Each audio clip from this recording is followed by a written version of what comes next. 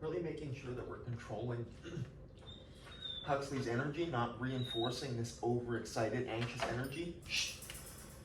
No. A lot of times what you'll see is owners will come down to their crate, if they're even using a crate. It's one of the reasons we really advocate it, is so you can have this conversation on a daily basis with your dog until it's no longer needed to be had. But it's about controlling this excitement level from the very first moment you interact with them, right? It's not healthy. There's nothing balanced about a dog. The moment you walk into the kennel room, they're whining, they're anxious, they're anticipating what's coming next. And for him, a lot of that comes from his separation anxiety. He really craves being around people. He does fantastic in his crate, but it's this moment right now when he knows he's going to be released. We want to make sure that we're only reinforcing calm energy, calm and respectful energy here, not this anxious, overexcited state of mind, right? And so what we can do here is using the crate door to just control his energy by saying no or closing it. Is what we use to settle dogs down. That's my calm on command cue. So I'll give him that and I'll close the door until I see him back up at least into a sit, right? If he's in that sit, giving me eye contact, I know he's trying to work on that calm behavior and he's getting more anxious because we're sitting here talking. So some things you can do here to change up the scenario because he's anticipating breaking out of this crate is, first of all, marking with a no, or you're correcting the moment he comes out of that crate without my permission. And then the other thing we can do too is to change that picture up because he's anticipating a release cue right now. We can change that picture by putting into an alternate command, right? Like a down command, something like that. Huxley, no. So even right there, you can see just his name. He's getting ready to break that command. That's anticipation. Huxley, down. Good. No. No.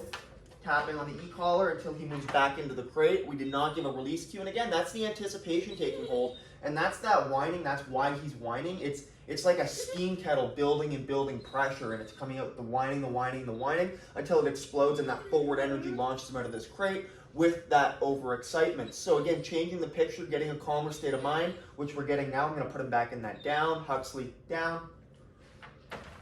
And then we can release him. That's much better. That's exactly what we want. If we can pattern this in to every time we come to the crate room, this is where he goes. We're going to have this state of mind as soon as we come down here. And this is going to be the state of mind to release from the crate. It's going to be the state of mind to go towards any new activity, to enter into any new activity, right? To get what he wants, which is to leave this crate. I need him to offer me a calm state of mind. And that's what we have right now. It's perfect. We're going to release him. Huxley, break. Perfect. And that's how we control that state of mind. Now, still keeping in mind, you can't see it's off camera. Huxley, come. Sit. Good. Sit. Good.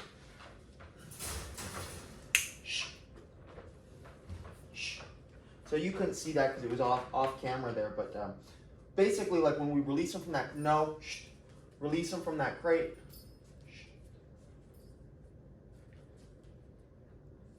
Good. We're going to keep him out of our personal space. Make sure he's not coming and rushing right up. No. Right up into our personal space, trying to rub all over us, etc. Because again, that's a huge part of where that whining is coming from, is from his anxiety that he has. He does have quite a bit of separation anxiety, quite a bit of clinginess.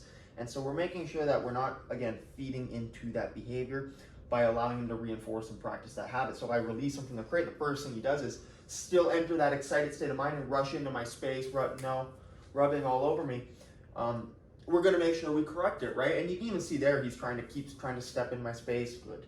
Keeps trying to step into my space. I'm just going to mark with a no and give a tap on my e-collar. And you might see me use a bit of spatial pressure. I'm really big on using my body and stuff to move dogs around and to, again, keep my personal space, right? Dogs will do it to other dogs, and we as humans can do it to dogs as well. Let them know that, hey, your personal space should be respected as well. Not rubbing up against me, not coming into this personal space. Again, it's not necessarily a healthy state of mind for a dog to be in, and they need to learn that they can exist just fine without the need for that. Good. So now what we're going to do is we're going to bring him upstairs, bring him out to the bathroom, give him a potty break, and a little social here with Paris most likely. But yeah, that's kind of our protocol there for starting the day with a dog, and why we like to use the crate to control that energy, especially in the very first interaction of the day. And it can really go on to change the perception from your dog and how they perceive you, as well as how they perceive all these moments. where they otherwise would have been overexcited. So changing the associations, patterning, and new calm behaviors, and that's how we really get to the bottom of working with these types of dogs. So good job, break.